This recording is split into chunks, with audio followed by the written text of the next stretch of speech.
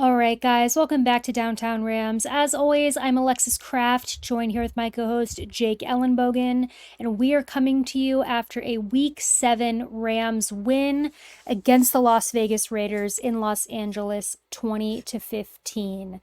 Guys, it feels good to be back in the win column. No matter how it happened, a win is a win, and you take it. And so the Rams now are 2-4 on the season, going into Week 8. Jake, this was a win that wasn't pretty. You know, sometimes this happens in the NFL. You get wins, yes, but sometimes they're almost a little bit painful in the way that they go down. And we're going to talk about everything that happened in this game, the good, the bad, the ugly, some concerns.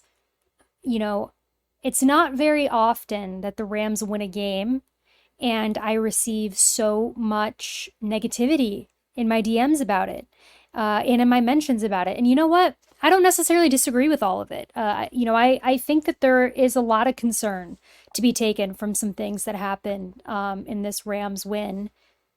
But keyword win, we won. Yes, it was against the Raiders. Yes, the Raiders looked absolutely awful. Yes, the Rams did not look very good at times. But there was a lot of positive things to take away from this, Jake, particularly on the defensive side of the ball. Was very impressed with our defense yesterday. So, Jake, give us a short summary kind of your thoughts on this game. But first, I understand that you have a message that you want to share with us. Yeah, because like if you haven't gotten in on prize picks, like I don't know what you're doing, right? I mean, how many people, like a lot of people have DM'd me like, oh, thank you so much. That like $50 promo thing was so great. So yeah, if you want to become a part of that list of people, sign up, join prize picks today using my code JKBogan. It's going to get you $50 instantly when you sign up and create a $5 lineup. Doesn't have to be football, can be baseball. I know a lot of you Dodger fans out there. You know, I'm a Yankee fan. World Series, you can do it there. You can do it with these primetime games. You can do it with Thursday Night Football, Rams, Vikings. We're going to be talking about that game as well. So, yeah, if you want to get in on the action, $5 lineup, you don't have to win, lose, whatever. You get your $50 added to your account just like that instantly. So, promo code JKBogan will get you that. But, Alexis, I got to be honest with you. I came away really feeling good after this game. This is one of those survive and advance NCAA March Madness type of games. Like, as long as you move on, like, you get to clean up these mistakes without the consequence of having the mistakes. And the good news is the defense really emerged. I have my issues with the linebackers. I do, watching the tape and specifically on that goal line play on 3rd and goal. And, everybody's seen it now. Bowers, he comes over and he's motioning over to the right. And, Quentin Lake, friend of the show, makes the huge play to make that tackle. I actually found I have some intel on that play as to why he made that. Because how many times, and I'll ask you this because you'll do those anytime touchdown or 2 touchdown scores or whatever. And you see a lot of those times you need to score a touchdown on something like that, especially tight ends, that type of play. So why did they stop him? I'll tell you why. Because what a lot of people don't know is they were actually bluffing. They were talking. This was Quentin Lake and Ahkello Witherspoon. I just found out today. They were talking, almost bluffing like it was a combo play. Not man. They were always in man coverage. They baited the Raiders to throw to the far side to Brock Bowers, thinking, oh, we have him in zone. It's over. So when he rolled out and Quentin Lake looks like, oh, he just realized, no, that was part of the play. These guys are geniuses. And Quentin Lake is growing right before our eyes.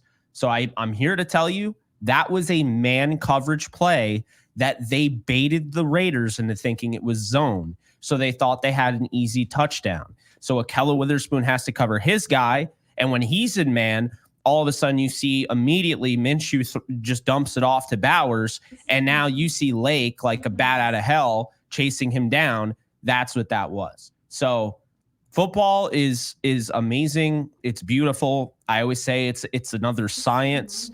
When you think you understand it, you don't.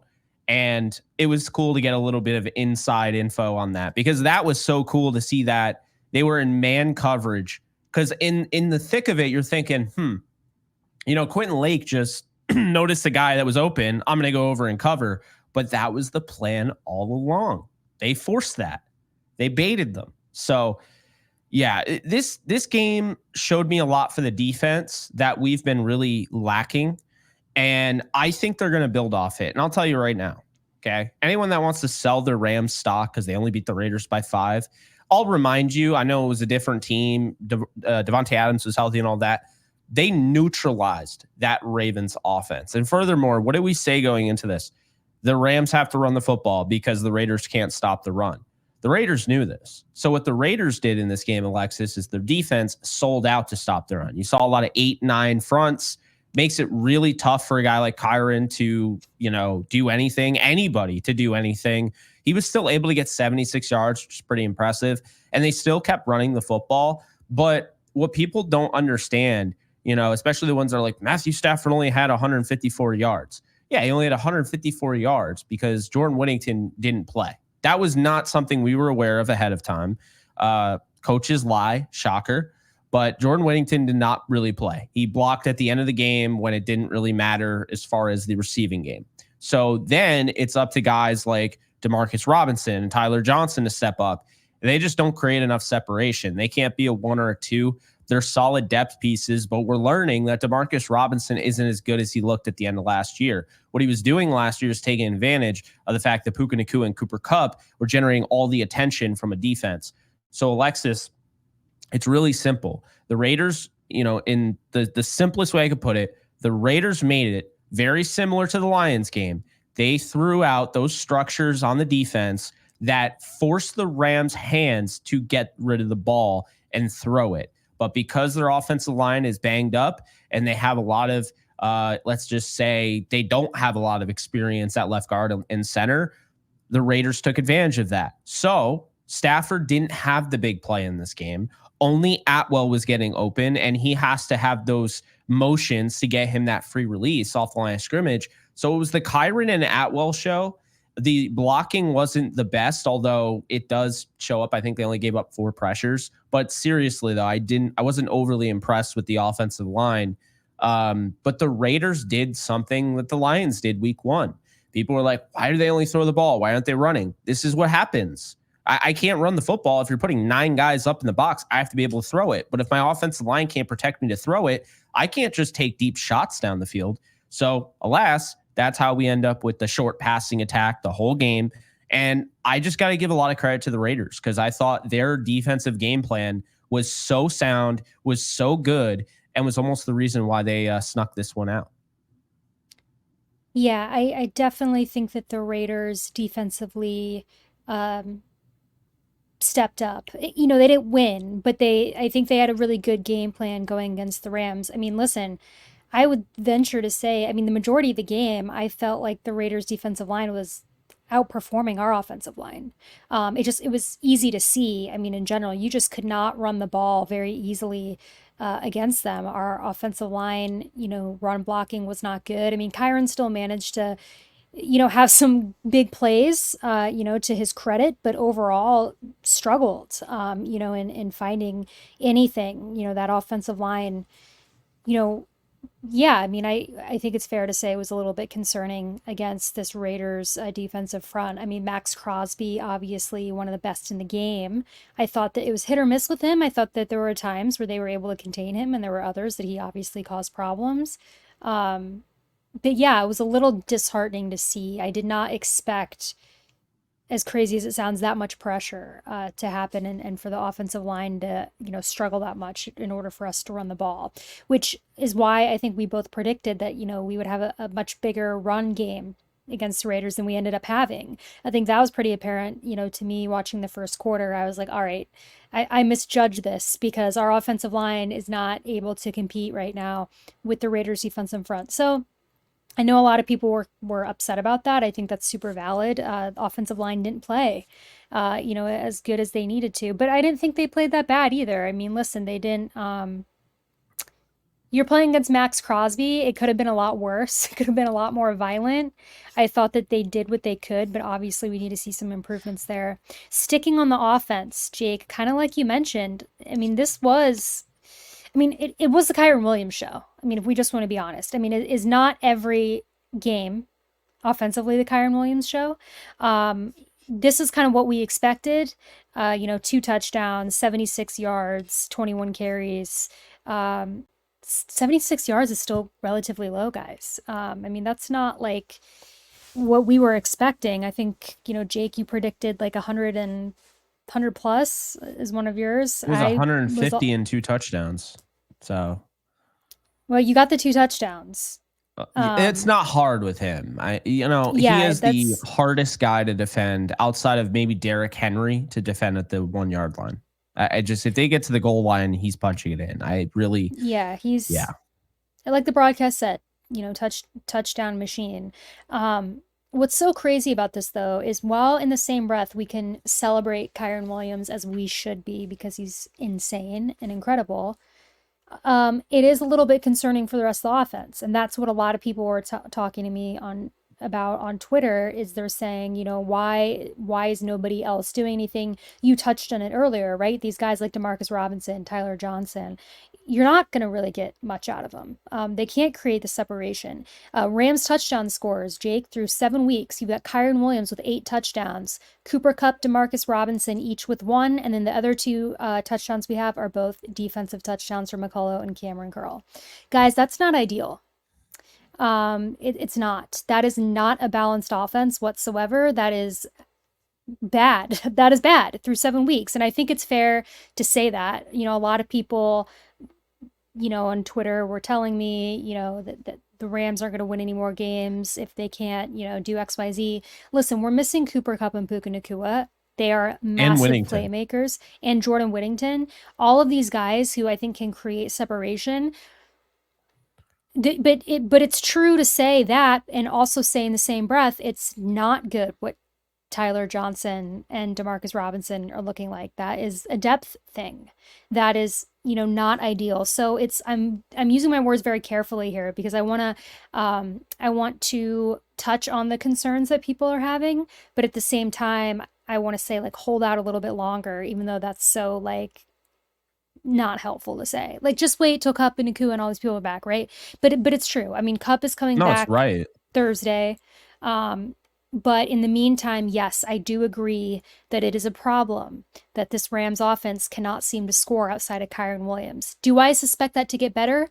Yes, I do. But I agree with everybody. It is a problem, and I think it's something that McVay especially is going to need to look at because eventually, listen, Kyron's automatic in the red zone. We know that. You're going to have to score at other points, other ways.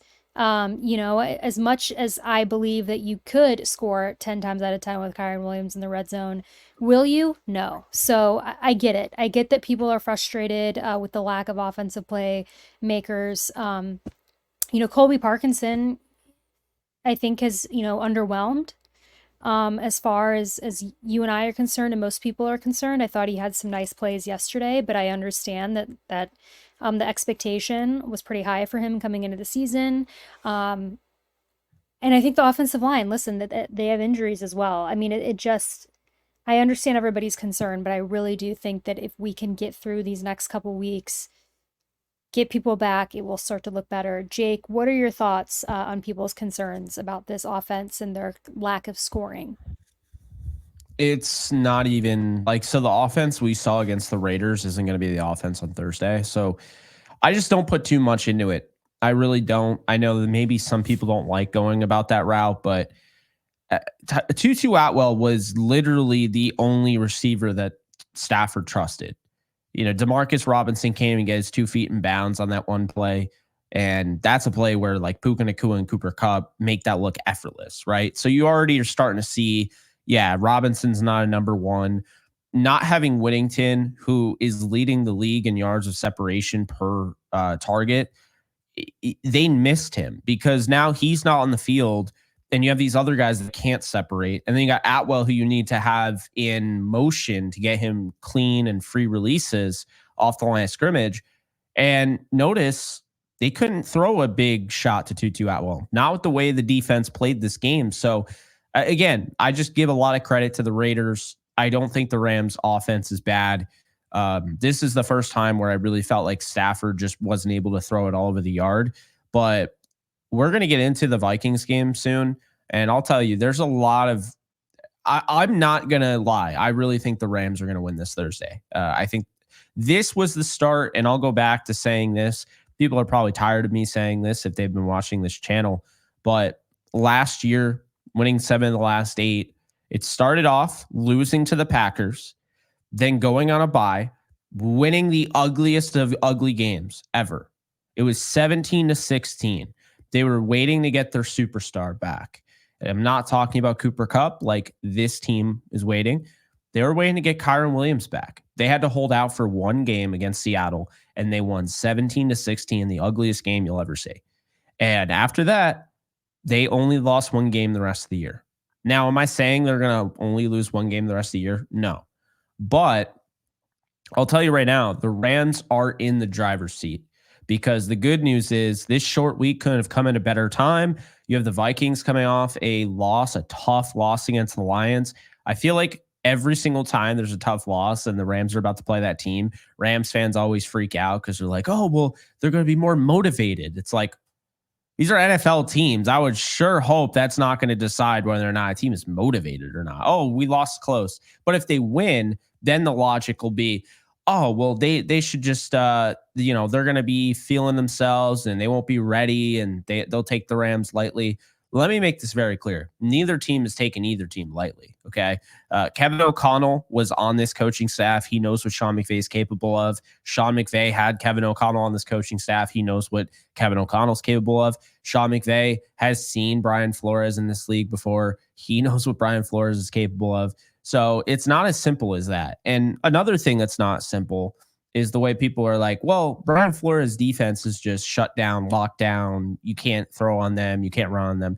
That's actually not true at all.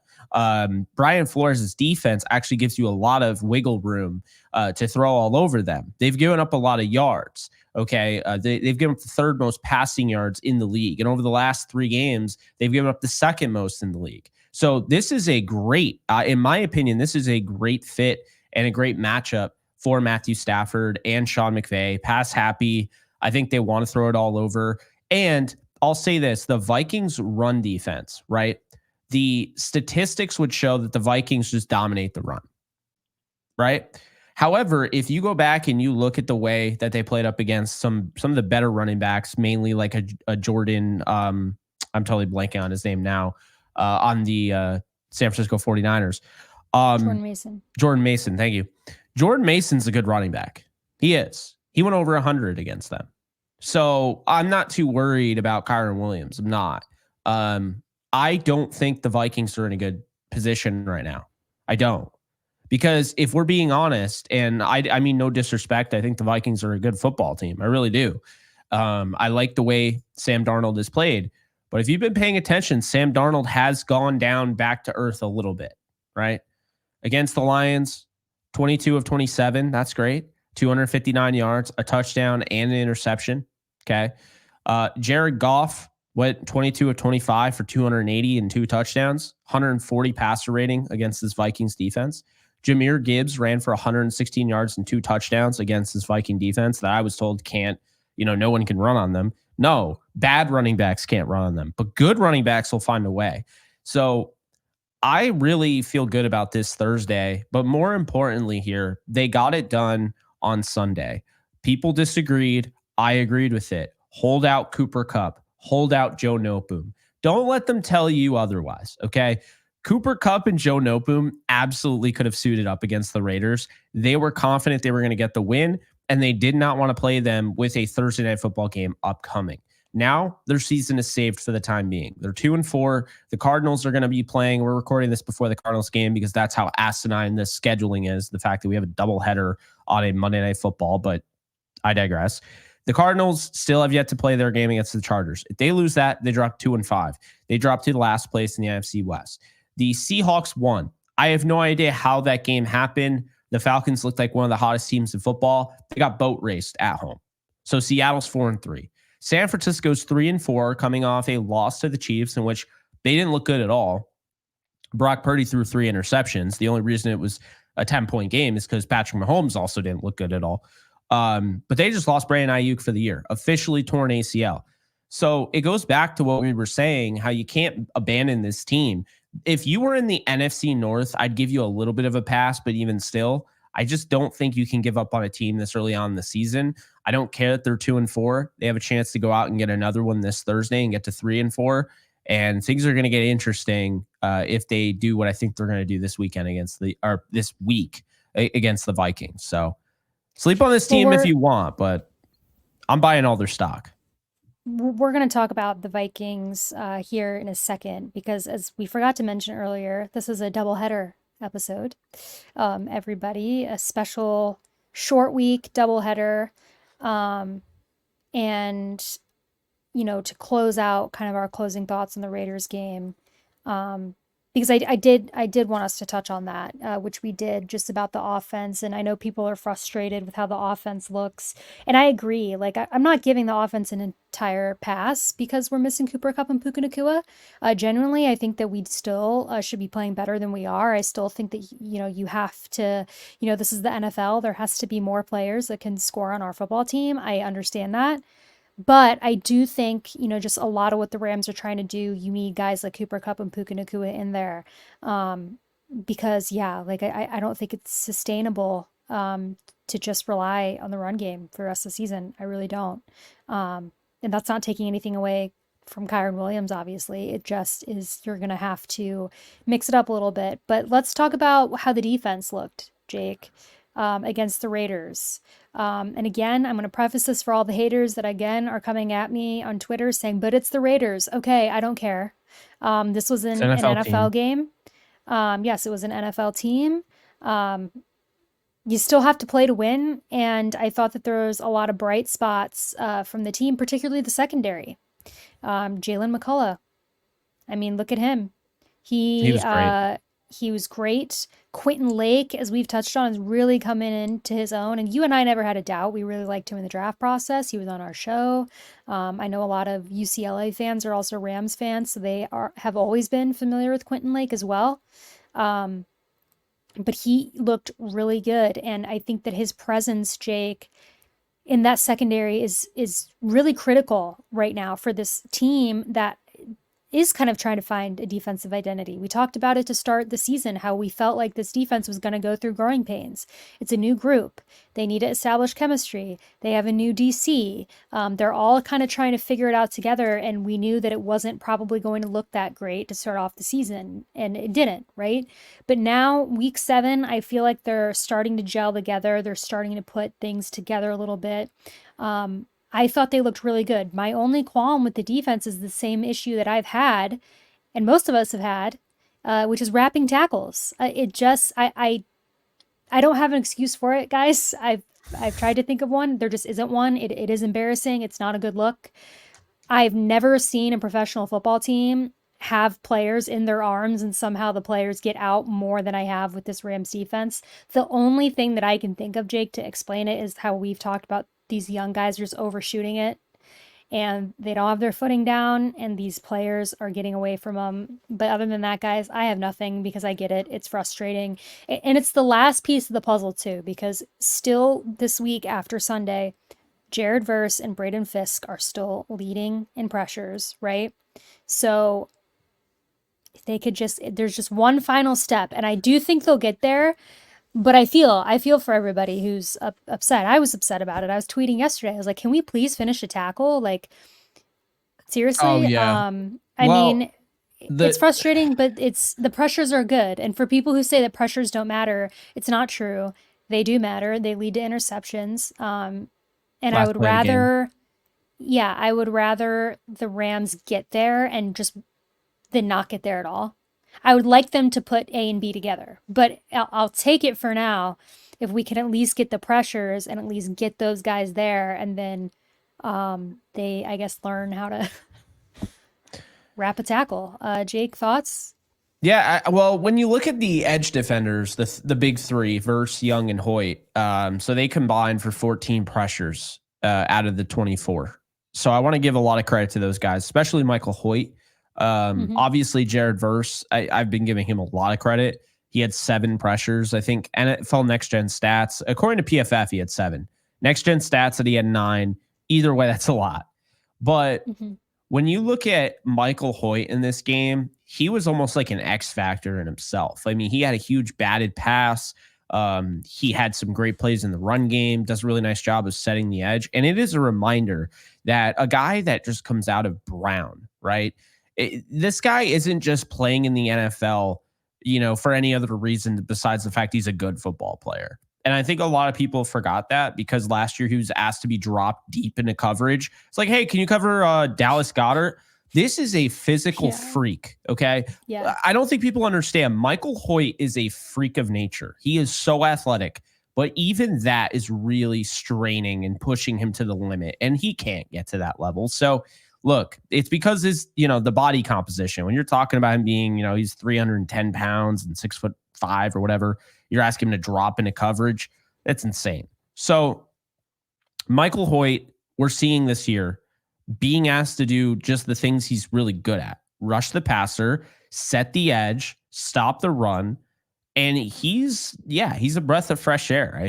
When he comes in and gives those guys a breather, he's still making plays. In addition to that, Byron Young continues to play at a high level, continues with that motor. He got hosed on that pass interference call because, look, it's absolutely a penalty, but I think the competition committee, and I thought the officiating was fantastic in this game, truthfully. I think they missed one on the Kyren Williams, one of his short runs. I think they totally marked him short when I think he got it, actually.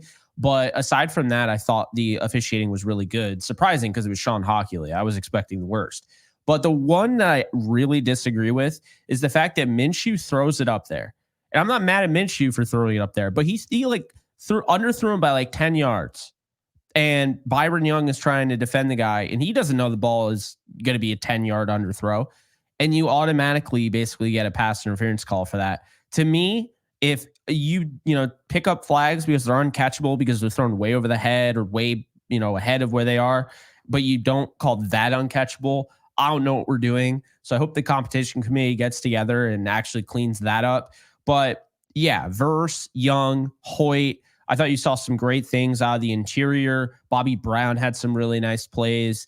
Braden Fisk had some really nice plays. I thought Kobe Turner led that. And then the secondary was just, it was joyful. Okay, watching the secondary, everyone ate, whether it was McCullough, whether it was Curl, whether it was Lake, Akello with a huge breakup at the end of the game. Alexis, I think that was the play of the game. Now, people will call me biased, and that's fine. But the reality is, Akello Witherspoon on that last play on third down, he breaks that pass up to Trey Tucker. Do not for a second think that was an easy play. First off, the people that don't know football are going to say that he was burned, right? They're going to say he was burned and he recovered.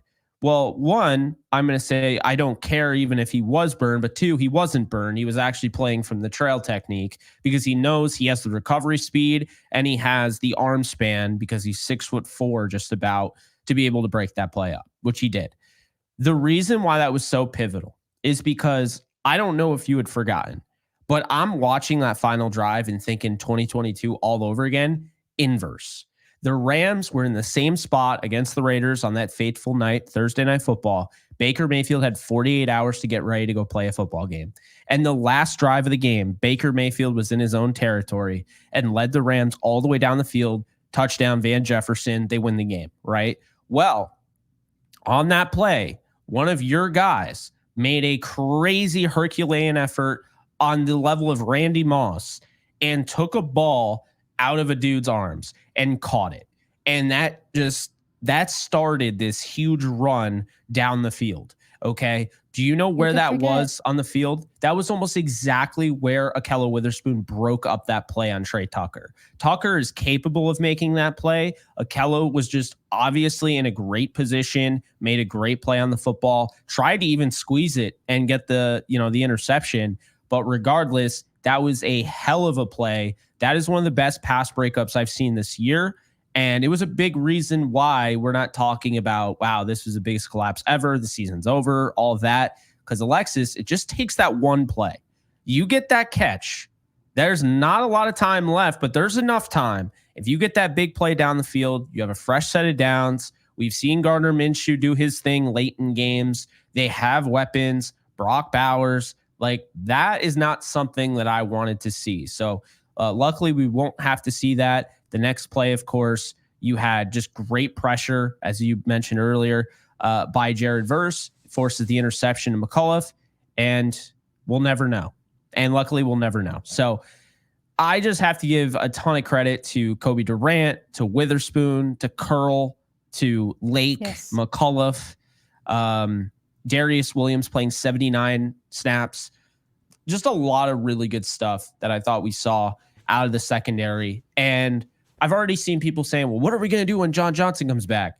Well, that's a good problem to have, because you can bring John Johnson back and now you can move Quentin Lake into the linebacker role. And that's what I would do. 100%. I'm moving Quentin Lake into the linebacker role because I want McCullough getting reps. I want John Johnson getting reps. I want Curl. Right now, like, I know some people have asked, are you out on Kinchins? Way too early. He's 21 years old. Doesn't have to play. McCullough is the guy that I think should get reps from here on out. It's not just because he has 2 interceptions. He makes the most of every snap that he's on the field. You see 39 and you feel for 39. His presence is definitely felt. So that's how I feel currently. I think the defense is turning into exactly what I said that they would be. Remember, before the season, I said this is not going to be a lockdown, shutdown defense. It's just not. But what I expect this defense to be is opportunistic. They might give up a lot of yards, but they're going to make some key and critical plays down the stretch, and they are going to force turnovers, and they're going to give what I thought would be a top 3 offense in football. Boy, was I wrong, but obviously didn't know the injuries were going to happen. They're going to give that offense a lot of extra possessions. And so I'm excited because I think the best is yet to come. I think sooner or later, when you get Puka Nacua back, you're already getting Kupp and probably Whittington this Thursday. The offense is going to start actually scoring. They're going to go down the field. They're going to be dangerous. The first step to kind of figuring this thing out is correcting mistakes in the past. And the Rams have always struggled. It seems like they get a turnover and they settle for 3. They get a turnover and it's turnover on downs. They normally don't score that touchdown. They scored the touchdown this time. Kyren Williams punched it in. So I want to see them build off this game. And again, I understand it seems just like, oh yeah, it's so easy to be negative and this guy's trash and this guy's trash. And yeah, the linebackers are not playing at the level they should be, and I wouldn't be playing them over Spates and Hummel anyway. But this is the reality. They are playing. The other 9 guys are putting their best out there. And I'm not going to sit here and say that Roseboom and Reeder are cutting corners. I just don't think they're capable of playing at the level that these other guys are. So I'm just going to say that I think this defense is going to continue to get better and better. I think Chris Shula is going to continue to grow. And it's time for the offense. I'm defending them in this game, but Alexis, for real, it's time for the offense to step up. It can't just be the Kyren and Atwell show. When Puka Nacua comes back, Cooper Kupp is back this Thursday, Jordan Whittington's back. They need to be able to move the football. The Vikings have made almost every game, it feels like, turn into some sort of shootout. You can't lose a shootout. This is a perfect opportunity to go out there. If Kupp and Whittington are back, there's no excuse. You have enough weapons. You got an opportunistic defense. So do the Vikings, for the record. Go and do that. But a last thing I'll say is this. I think now that they're comfortable, I alluded to this after the Packers game. Now that they're comfortable, and you could tell they love what they have in the secondary, Chris Shula is not afraid to blitz. And I'm really enjoying watching it because it's going well. You could see the Kobe Durant forced fumble. He had an interception in this game. Kobe Durant has really emerged right before our eyes. He's really growing, as is Quentin Lake and a lot of these guys, and that's something special. Cameron Curl having the wherewithal to go over, pick up the football, and run it back.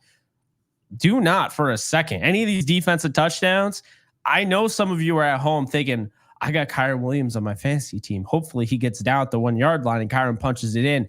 I don't care. They need to score because we've seen things go south. We saw Tutu Atwell catch that bomb against the 49ers. They get 3 on that play. They didn't even score a touchdown. Just because they get down near the red zone does not mean you should be thinking all, prize picks. Oh, I need this guy in prize picks, or I have this guy in fantasy football. Just score. Because I'll tell you right now, I don't care how they score anymore. It does not need to be pretty. I could see 3 defensive touchdowns, and I'm okay with it. Because if those defensive players didn't come through with those defensive touchdowns, this might be a completely different tune of a podcast. I agree. Take the points where you can get them. And overall, we got more than the Raiders. And I thought, it was, like I said, it wasn't the prettiest game to watch. There was a lot of, I think frustrating things, but there was also a lot of exciting things. And I was really proud of this team, particularly the defense, just in the way that they played, the way that they fought. Obviously proud of Kyren Williams, another game, basically putting the offense on his back. Tutu Atwell with some big catches, and Tyler Johnson even. We kind of talked a little bit earlier about him and Demarcus Robinson, and maybe not like the best way, but Tyler Johnson, stepped up, I thought, when he needed to at times, and made some big catches. So yeah, we'll definitely see how things progress these next few days into playing the Vikings, which we're going to talk about now. As I mentioned earlier, we are doing a special doubleheader episode because this is a short week. The Rams will be playing Thursday Night Football against the Minnesota Vikings. I, unfortunately, guys, will not be able to watch. I will be at a rehearsal dinner for a wedding that I am in. My best friend is getting married in St. Louis, so I will be there, not able to watch. So I'm going to need our loyal listeners to tweet me during the game and let me know what's up. Let me know what's happening, because I'm not going to be able to watch the game in its entirety until many days later, until I get back. I'm stacked that whole wedding weekend, and yeah, I just How can't many believe weddings it. did we have in total for October? This Is is the this only only wedding one for I'm you? in. Yeah, the other weekend I was doing the film, That's but I right. couldn't watch Okay. football. But so wedding just one. So we've had 4 together because I've had 3. I have one this Mm. Sunday. That's why I was so happy that the Rams Vikings game wasn't on a Sunday and got a Thursday night. But yeah, I my best thought I friend was in the actually just got clear. married this past weekend. So I don't know Yeah, what this is, but your best friend got married the past weekend. My best friend's getting married this weekend. And I was not sure. I was thinking the rehearsal dinner was going to be on Friday, but it's on Thursday. It was almost in the clear. I oh, almost would have been able to watch, but it's okay. Some things are, bigger than football, but I won't be able to watch. So I will still do this preview episode, obviously, but we will be yeah, recording the recap a bit late because I gotta go watch it. Um, that's my phone. Sorry, guys. It's over there.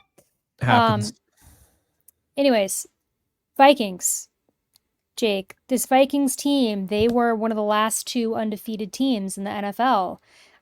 They and the Chiefs were both 5-0 until the Vikings played the Detroit Lions and got their first loss of the season. And Jake, I think this Vikings team surprised a lot of people this season. Listen, they go and they draft JJ McCarthy in the first round. He ends up in preseason tearing his ACL. He's out for the season. They bring in Sam Darnold. He as their starter. A lot of people didn't think that was going to go well, me included. I thought, listen, I thought their season was done. I thought it was toast. I didn't think that they were going to do that great with JJ McCarthy, and I like JJ McCarthy, but he's a rookie quarterback. I didn't have high hopes for the Vikings. I slept on them, right?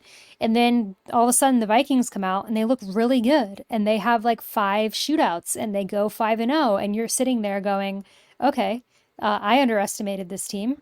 I underestimated that offense. I underestimated that defense. They did just get their first loss against the Detroit Lions, as we touched on, I think, earlier in the episode. Jake, looking at the Minnesota Vikings and looking at the fact that this is a short week, right? It's a short week for us. It's a short week for them. What are your thoughts going into this game? You alluded to this earlier that you do think the Rams are going to win this game. So, spoiler when we do our predictions. But Mhm. what do you think the energy is between both the Rams and the Vikings? And what should the focus be on for the Rams as they prepare for this matchup? Well, I think the Rams got to do what they want to do, and what they want to do is throw the football. That's what they want to do. We know they want to do that. It's like pulling teeth to get them to run the ball. I think in this one, you set up the run with the pass. You test the third. I mean, they're giving up 260.3 yards per game passing. Okay, Matthew Stafford just had like 154 yards. So following that game, that's going to be a breath of fresh air for Stafford, for McVay, for LaFleur, all of that. I think you test this secondary. If you can throw it, now you know you can throw it. Then you're going to open up the running game. I think you could also open up the play action passing attack. I love play action. I know, for whatever reason, Stafford doesn't love it, but I think it matters. They're only giving up 17.8 points per game, to be fair, but they are giving up a lot of yards through the air. They're not giving up a lot on the ground. They're only averaging 80 yards a game given up after Gibbs had his game, the 116-yard game. They've got up 480 yards rushing. The reason being they haven't really gone up against great running backs. Against the Texans, Cam Akers started that game, who they ended up trading for again. Weird, but Joe Mixon didn't play. And then the Packers game, they did a nice job of holding Jacobs in check, but the reality is I wouldn't even say they did hold Jacobs in check. I just think that game got away from the Packers, and then they had to have a 22-point comeback to make it almost a game in the fourth quarter. But because it became such a blowout so early on, 28-7 at half, it neutralized the run. So that's something there. When you look at the Jets, they really just held Breece Hall in check. That was a game that, Aaron Rodgers probably lost them, if I'm being honest, threw 3 interceptions in that game. But 23-17 isn't really destroying them, right? So then you have the Texans game, and people bring this up, and it's like, I said they didn't really have a run game, so it was really all on CJ Stroud. The thing that makes the Vikings defense as dangerous as it does is because these young quarterbacks haven't seen what Brian Flores is throwing their way. Matthew Stafford is a veteran quarterback. He's seen everything. He's very good against zone. So when they try to do stuff like that, Stafford's going to be able to read through it. And that's what you're going to see. That's why a veteran quarterback like Stafford, that's like why a veteran quarterback, no matter what you think about Jared Goff, that's why those guys had successes against, we'll see if Stafford does, but Goff just did against the Vikings. That's why they're having that type of success. So, should be interesting. I think when you look though at the Vikings, I don't want to take anything away from them, but Brock Purdy, who I really like Brock Purdy. I think he's really good and kind of overhated and underrated. But Brock Purdy, young quarterback. Daniel Jones, young quarterback. CJ Stroud, young quarterback. Jordan Love, who just came back from the injury, young quarterback. Aaron Rodgers, I don't think it's the same Aaron Rodgers. Some people disagree. I don't think that's the same Aaron Rodgers. I really don't. Jared Goff, veteran quarterback, and now Matthew Stafford upcoming. And by the way, say what you will about Aaron Rodgers, but that was still a 1-possession game. They didn't get blown out, right?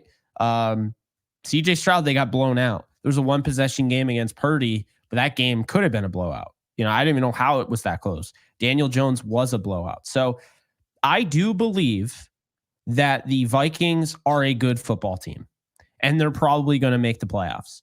But I think they're about to lose their second straight game to the Rams, because I think the Rams are a bad matchup for them. Veteran quarterback that's going to be able to, just kind of shop his way through the defense and pick and choose what he wants to do.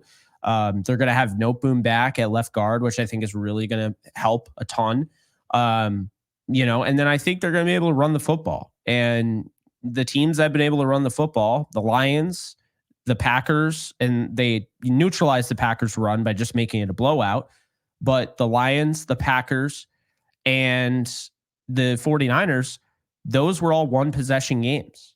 The teams that couldn't run the football, I mean, the Jets, that was still a one possession game, but the Texans couldn't run the football. The Giants couldn't run the football. Those were blowouts. So I understand there are a lot of people that are like, really? You take the Rams over the Vikings? Homer. But we haven't seen, we're going into week 8, right? Or yeah, week 8. We still have not seen the Rams fully healthy.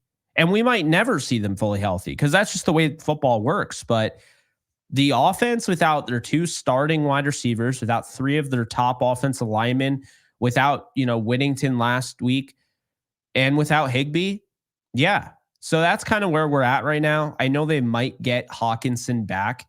That will help, that will help them. But everyone keeps acting like you can run all over this Rams defense. I kind of disagree. I think Madison had some good moments in that game, but 4 yards per carry is it's solid. It's not elite. It's not like you're dominating. 4 yards per carry. Well, he had over 90 yards. Yeah, he had 23 carries. He had more carries than Kyren. So that's where I'm at, Alexis. I don't think that the Vikings are going to come out and destroy the Rams. And history's sake, if we get Justin Jefferson versus Ahkello Witherspoon, Justin Jefferson has been historically locked up by Ahkello Witherspoon when they faced each other. For those of you who don't know. Well, let's talk about that Vikings offense first then. Let's kind of break down who we're looking at, with that offense, because we talked a little bit earlier about Sam Darnold, how he came in after the J.J. McCarthy injury. You talk about Justin Jefferson, one of the best receivers in the league. To many, he is the best receiver in the league. They got Jordan Addison, another first-round pick in 2023. He's played relatively well when he's been playing. I should say they've got Jalen Naylor, running back Aaron Jones, who signed with them from the Green Bay Packers, in division rival. One of the better running backs in the league. Ty Chandler, their running back number 2, gets involved quite a bit for them. They did trade for Cam Akers, who Rams are familiar with. I thought that was a little bit of a weird trade because of like Ty Chandler and Aaron Jones. I don't know. That felt random to me. Oh, it was. But nevertheless, they did it. At tight end, we'll see if they get Hawkinson back. That they've got another Rams ex-Ram in Johnny Munt, who is their tight end. So, Jake, looking at this Vikings offense and this Vikings offensive line, who I think is relatively, solid. There's some guys on there that I like. Brian O'Neill at right tackle. I remember when he was coming out of Pittsburgh, liked him. Christian Darrisaw, first-round pick, 2021, left tackle. I believe he came out of Virginia Tech. Another, solid offensive lineman. I know that they've got Garrett Bradbury in the interior. Let's look here. Yeah, Ed Ingram. They've got 2 LSU guys, center, right guard, and then Blake Brendel, left guard. What do you think, Jake? Looking at this Vikings offense, what do you think their game plan is going to be against the Rams? Because I think, it's hard to discount Aaron Jones. He's a very good running back. They definitely could try to get things going with him. Justin Jefferson, they like to get involved. But you mentioned, him and Kello. That's probably going to be the matchup there. He struggled against him. But Jordan Addison, they've also got him. He's a very good wide receiver. What do you think the Vikings are going to try to do to get the best of our defense? Yeah, so I think when you look at the Vikings right away, they're going to try to get the ball rolling with Ty Chandler and Aaron Jones. That's what they're going to try to do. They're going to try to run the ball. They're going to try to make it easier on Sam Darnold, open up play action. That's what they're going to try to do. Then, if they do have any sort of ability to establish the run, and I'm sure Cam Akers will probably get carries in the red zone and try to get some revenge against the Rams. But if they do have any sort of success running the football, then they're going to open it up. And I think you're going to start to see Jordan Addison, Justin Jefferson, test deep down the field. That's when the Rams secondary, new and improved, should be, able and, ready to be up for the task. Great receivers, no doubt about it. Justin Jefferson's still going to eat probably over the middle. They're probably going to have some crossers to get him kind of confused and everything. And force those linebackers into maybe a position they don't want to be in, where you have all of a sudden a Christian Roseboom, maybe not Troy Reader because he is out, so far in practice.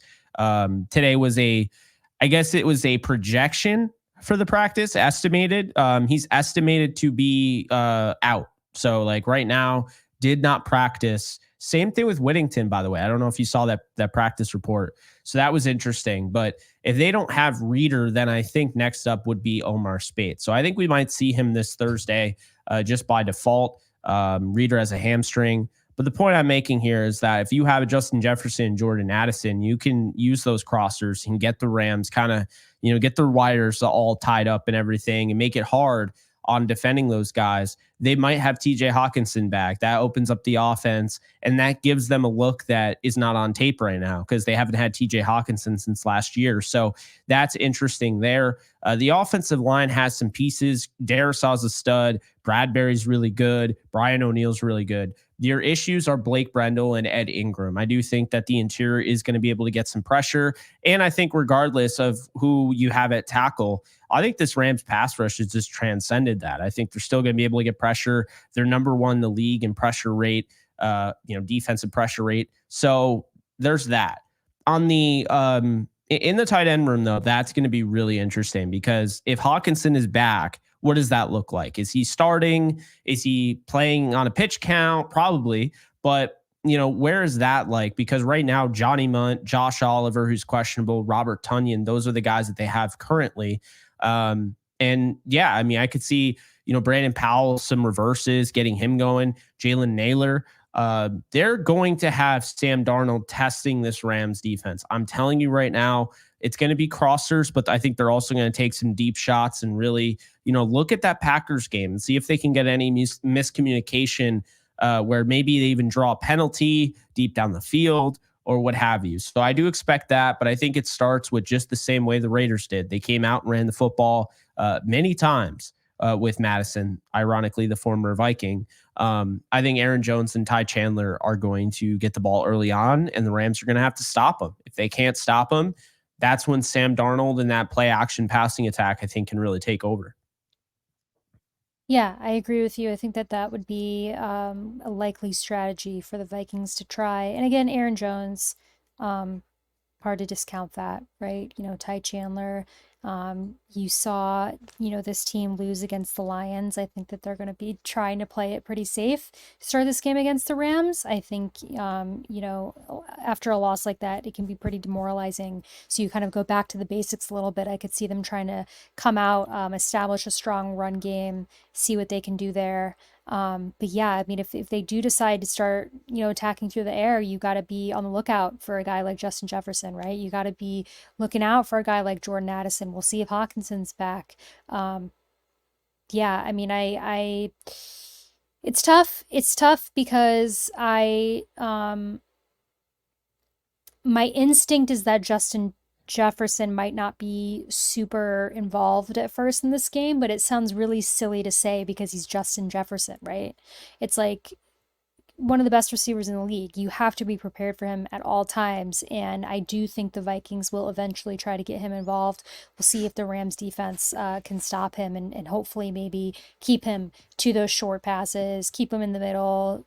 Don't let the big plays happen because you know that he's capable of doing that, and just really force the Vikings to only have success on the ground. That would be ideal. Jake, looking at our offense, going against Minnesota's defense, Mm-hmm. Cooper Kupp's coming back. We don't know what that will look like. Is he going to be on a pitch count? I would say so. I would highly doubt that the Rams give him, don't put him on a pitch count going into this game. His first game back, I don't know that I would want him to play at full speed already. I think you have to be kind of careful there. And also, I do imagine that when Cooper Kupp's out there, as what usually happens when Cooper Kupp's out there, the defense focuses on him.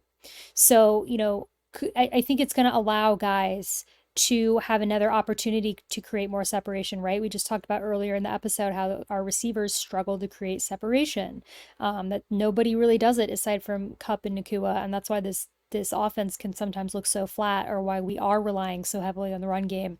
Well, now's a shot. Now you see, this Vikings defense, I suspect that they're going to be very focused on Cooper Kupp with him back out there. This might be a good game for, Whittington if he's back. Get Whittington involved more. Try to see if Demarcus Robinson and Tyler Johnson can create some more separation now that all the focus is going to be on Cooper Kupp. Utilize Kyren Williams. I really hope that the Rams keep riding the hot hand, which is Kyren. I do want them to start getting, the passing game going a little bit more. But if all else fails, we know it works. And like you said, this Vikings defense is good against not good running backs. You kind of broke that down for us earlier. Kyren Williams is a good running back. We know that he is. We know that he has success. So, I would hope that Sean McVay doesn't stray away from the run. We know that that's usually his instinct, and that usually later on in the game, he kind of comes to terms with the fact that he's going to have to run the ball, and he's been better at doing that. But I really would like to see this Rams offense, I should say, take a balanced approach going against this Vikings defense. I want to see some of these receivers step up a little bit more. Keep feeding Tutu Atwell, right? If they decide to, again, focus on Kupp, which I suspect that they will, they would be stupid not to. Let these other guys have an opportunity to catch the ball. Get Kyren Williams involved in the receiving game. Just start building that up, because I think this Rams offense has fallen into such a hole, partly due to injury, partly due to necessity. And, I think the confidence might just not totally be there for a lot of these guys. But, like, this is a big game. It's Thursday Night Football. Go for it. I think that the Rams need to change up the game plan a little bit. I think you need to just try to get that passing game going more. What do you think? Yeah, well, I think looking at, the Vikings, Jonathan Grenard is kind of their top pass rusher. We know Andrew Van Ginkel. That's a guy that I think a lot of Rams fans, including myself, wanted. They have the youngster Dallas Turner, who gets in every now and then, but he's not going to be like an impact. I think this is an opportunity for the Rams. I mean, don't get me wrong, Grenard's a really good player, but the Rams have seen all sorts of pass rushers. They've seen Nick Bosa. They've seen Aiden Hutchinson. Like, you've gone up against some really good pass rushers, Rashawn Gary. I mean, the list goes on. And they've done a decent amount, they've done a decent job against those guys. So, really the question remains, I mean, kind of like, what are we going to see from this Vikings team? Are they going to be able to get pressure on Stafford? If they can, I mean, then yeah, anything can happen. But I think currently this year, it's the Jonathan Grenard show with 38 pressures, and he's having a very good season. Aside from him, though, their next two, you have Andrew Van Ginkel with 18, you have Jihad Ward with 14, Pat Jones, the second, has 11, Ivan Pace is 10. So they're really not getting a ton of pressure outside of Jonathan Grenard. And so I do think that's something where if you can take him out of the game, I don't know how the Vikings are going to be able to get to Stafford. I know they're going to try blitzing and what have you. And, you can do all sorts of crazy stuff with that. On the other side of that, in the cover game, Byron Murphy has gone up against 52 targets. He has given up 38 of them for 431 yards. And he's given up 2 touchdowns. That's 102.3 quarterback targeted passer rating. Gilmore's at an 83.4. Metellus has been picked on as well. So, all these guys have interceptions, and that is what this team does, is that right now this team has 11 interceptions on the year. Okay. So that is kind of their bread and butter, is that they're going to force these turnovers and they're going to kind of flip the game on its head. The Rams have 5 as reference. So this has been an opportunistic defense. They have given up the big play. That is something. But what a lot of people don't realize is that the targets are very small. Kobe Durant is the most targeted corner on this team. He's given up 11 receptions on 22 for 92 yards, and he has not given up a touchdown. He has a 42.2 targeted passer rating. Okay. That's fantastic. He's having a great year, and so that's kind of like what we're dealing with right now. Darius Williams, Akello Witherspoon, these are guys that are having good years, albeit they haven't played a ton, but they're having really good years. Jalen McCullough. So, I think on the flip side of that, I just don't think the Vikings, I know people saw Stephon Gilmore and they saw, they remembered, they're like, oh yeah, Byron Murphy when he was drafted by the Cardinals. I loved him coming out of college. But the reality is the Vikings don't have anything that the Rams can't take advantage of, that can't attack. And so what I think they're going to do in this game is I think they're going to be throwing to open up the run game. I think we're going to see a lot of Cooper Kupp. Go back to that first game against the Lions. He went over 100 yards. And you could just tell. I mean, they felt really confident and comfortable, just like, yeah, when Puka Nacua went down, they just force-fed Cooper Kupp. Now, the thing in that game that's interesting as opposed to now is I feel like now they have more of a complete, set of weapons. Then they didn't use Tutu Atwell, right? They were really just using Tyler Johnson, who had 63 of his 79 yards on one play. They were using Colby Parkinson, who that was probably the best game he's had all year. 4 catches for 47. Demarcus Robinson. Puka Nacua goes down. They use Kyren Williams as just kind of a last-ditch effort to get rid of the football. He hit 3 catches for 4 yards. But I think Cooper Kupp, he had 21 targets against the Lions. I don't think there's going to be a pitch count. I think there's a very good chance that Kupp has like 14 targets in this game. But then I think his ability and what they're going to be keying in on, I think it's going to open up the door for some big plays to Tutu Atwell. So I think that's really what Atwell's been needing. If Whittington's not out there, if you don't have a table setter out there that can open up the middle of the field and, can create, attention and separation, all of that, well, then you're really needing to kind of be the number one guy. I don't know if Tutu Atwell's the number one guy in this point in his career. So I think having Kupp back is going to open up the door for Atwell. We'll see with Whittington. I feel more confident about Kupp than Whittington because Whittington was a DNP today, estimated. So that was interesting. But yeah, I think eventually what that does, that opens up the big play. It opens up the play action and it opens up the run game. And at that point, I think second half, Kyren Williams is going to be able to run the football. They're going to win the time of possession battle, and the Rams are going to win this game 29-26. Well, you just heard Jake's score prediction. I was just about to get into the score prediction segment. So Jake has the Rams winning 29-26. Mm-hmm. I have the Rams winning 24-21. So both 3-point games. I think that it's going to come down to a field goal from Joshua Carty. I think he's going to get redemption after having kind of a not so good week. Or not so good game, I should say, this past Sunday against the Raiders.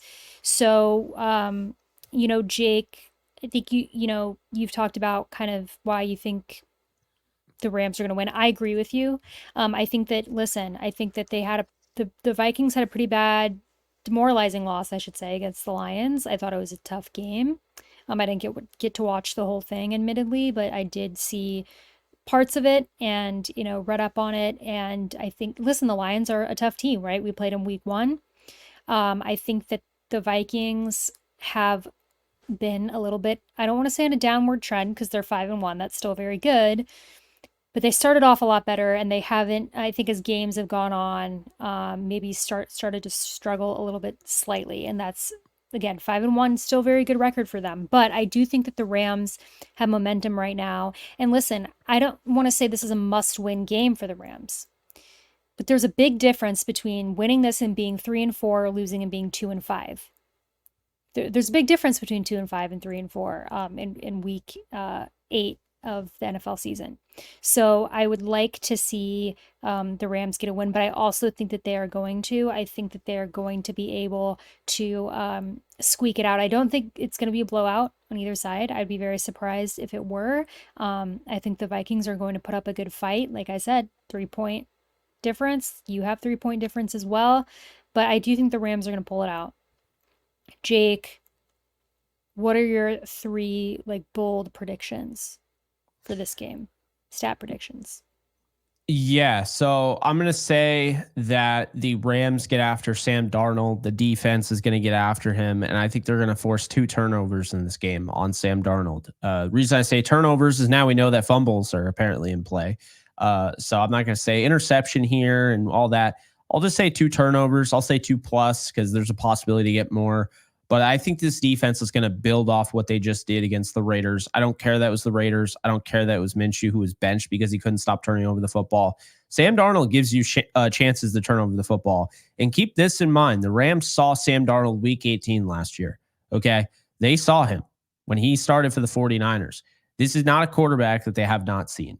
So I know people look at Sam Darnold. He's the guy that went into SoFi Stadium and, with the Jets 2020, beat Jared Goff and, that team that cost him Trevor Lawrence. Not that Trevor Lawrence has turned into the superstar that everyone told me he'd be, but still did cost him Trevor Lawrence. Jets always look back at that. But the Jets beat the Rams that day. And a lot of people keep saying, well, Sam Darnold did that. I don't care. I think Sam Darnold is having a good year, but Sam Darnold is not better than Brock Purdy. He's not better than Jared Goff. He's a quality quarterback. I've seen some good things, but I've started to see him slowly but surely come down to earth. And I think the first one here is that the Rams get 2+ turnovers. Number 2, I think we're going to see Tutu Atwell go over 100 yards. I think there's going to be a lot of focus on Cooper Kupp. I think there's going to be a lot of focus if Whittington plays. And I think Atwell is going to have a couple of big plays to go over 100-yard mark. Number 3, this one is going to be interesting, but I actually am going to say that the Rams hold the Vikings to under 300 total yards. And I know that sounds like maybe that's not that great. Oh, it's very good. Holding any NFL team under 300 yards in this day and age, the passing era, that's good. I think this defense is just going to continue to build off what they did last week. And so I think it starts now. Vikings are in kind of a weird spot. They're coming off a brutal loss last minute and everything. The Rams are coming off a game where they had to make a final play, big time interception, big time pass breakup on 3rd down. Talk about the huge tackle at the goal line by Quentin Lake. So there's a lot that they were able to feel good about leaving. There's a lot that the Vikings can't feel good about leaving that game against the Lions. Furthermore, on a short week, the Vikings are traveling. The Rams are staying home. I'm going to go with the team that's staying put. I'm going to go with the team that has momentum on their side now. I'm going to go to the team that's getting healthier. Give me the Rams. And I think they're going to hold them under 300 total yards. Like it. Like them all. My first prediction, people are going to be annoyed, but I'm going Kyren Williams 2 touchdowns again. Listen, I think that's a safe bet until the Rams prove us otherwise, and they have not. He is the only one scoring for the Rams right now on offense. He just is. We read that stat out loud earlier, and I think that, as Jake and I have said, score. It doesn't matter how. If you get to the red zone, I want to see Kyren Williams with the ball in his hand, and I want it. I want them to score. So I think that they're going to do that. I think that, again, it's a game that they really need to win. I think they're going to ride the hot hand in the red zone. I think Kyren Williams is getting 2 more touchdowns to add to his impressive total so far. Next prediction that I have is I think that the Rams, I did have 2 interceptions, but I want to change it because you said 2 turnovers. So let's say... I think the Rams are going to have 2 interceptions, and I also think they're going to have at least 3 sacks. I think it's coming. I think we start to see these pressures ramp up with the defense. Listen, we touched on it earlier. I know it's frustrating that they're not finishing out tackles. I get it. I think it's going to happen eventually. It has to. I mean, everything that we're seeing kind of defies physics right now in the way that they're not wrapping tackles. So I think that it's going to happen. So I think we're gonna see the Rams defense really give this Vikings offense and Sam Darnold problem. So that'll be we'll put that as 1, 2 interceptions and 3+ sacks for the Rams defensively. Last prediction that I'm going to make. I'm changing it last minute. But I'm going to say that we are going to see Jordan Whittington touchdown. Oh, no, not Jordan Whittington, because I actually don't think that he's going to play. Let me, you really screwed me up by picking Tutu Atwell, which I should have known you were going to do. Hey, I left Kyren for you. I know, but that was yeah, true. You threw me a softball with that. That's an easy one though. That's not even at this point an impressive one. Because I was gonna say, I do agree with you. I think Tutu's gonna have a big game because I think Cooper Kupp, and I disagree a little bit because I do think Cooper Kupp is going to be potentially on a pitch count, right? I don't think that he's gonna be as heavily involved as he was in the Lions game. But regardless, I think he's gonna be, when he's in there, all the attention's gonna be on him. So, you know what? Let's say Colby Parkinson touchdown. This one Okay. is just totally. I'm just throwing darts at this point. Like, let's get somebody else involved, because I just think that, um, as we both touched on, the attention's going to be on Cooper Cup. I would really like to see some of these receivers show that they can get more separation this game. I don't know if it's going to happen or not. But that's something I found myself wanting watching, the game against the Raiders is I just feel like this entire season without Cup and Nakua, nobody has really proven, except for Tutu Atwell. I mean, he's very fast, we know that, but nobody has really proven that they can be that guy that can make plays. I mean, Whittington did, a little bit before he got hurt. Um, but I don't think he's going to be playing Thursday based off what we saw the DNP. Um, so yeah, The let's just last say time the Colby. Vikings beat the Rams when they were at home, by the way, was 2014 in St. Louis. It's a decade. Mm-hmm. Well, let's not let him start now. Nope. Let's not let him start Y'all have to now. wait. We already were nice enough to give that to the Arizona Cardinals because they had beaten them 13 of the last 15. The last two meetings, the Rams had beaten the Vikings 30-23 in 2021 when they won the Super Bowl. And then actually under Sean McVay, 2 of the 3 years, the Rams ended up in the Super Bowl after they beat the Vikings. They beat them as well at the Coliseum. That was that crazy Thursday night game. You remember that? It rings a bell a little bit. The greatest game Thursday night Jared Goff has Coliseum. ever played. He was impeccable. It was so dumb. I don't know that I'm remembering that, but I just feel like, yeah, I think the Vikings, I think that I don't want to say the Lions broke them, but they're having a bad moment after that loss, I think, to the Lions. So I'm feeling confident going into this game. We're not gonna let them start now, guys. Let's not let them come beat us. And I'm really bummed I can't watch it live, I So should say. I'll catch up on it later, but I'm bummed that I can't watch it live. that game, oh my God. There were 300-yard receivers on the Rams and 200-yard receivers on the Vikings. Why am I blanking on this? So it was Thursday night, so it would have been Kirk Cousins, right? Because this Oh was yeah. in 20, was this the That was the 2018 or game. 19 season? John Franklin Myers, I think, got the game-winning sack on Kirk Cousins. Or I think it was Donald. John Franklin Myers was on the team. Goff went 26 of 33 for 465 yards, 5 touchdowns, and had 158.3 perfect passer rating. It's kind of ringing, but what year was this? 2018.